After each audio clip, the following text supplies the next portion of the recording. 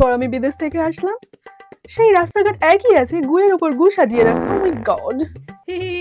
বেস্টি, বিদেশ থেকে এসে পড়েছিস তুই? কে তুই? দুদিন বিদেশ গিয়ে নিজের বেস্টিকে ভুলে গেলি? ও বেস্টি, কেমন আছিস? কতদিন পর দেখলাম। বেস্টি, বিদেশ থেকে এসে তো তোকে চেনাই যাচ্ছে না, একটু কাছে আয়। ও মাই গড বেস্টি, তোর গা থেকে খুব দুর্গন্ধ ছাড়ছে, প্লিজ আমার কাছে আসিস না, প্লিজ।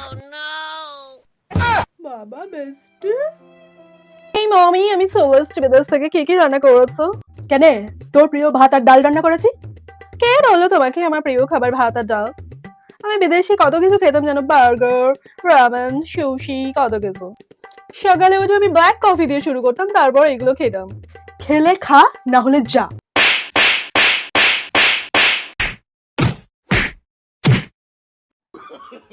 এত মারলে কেন? বলতেই পারতে।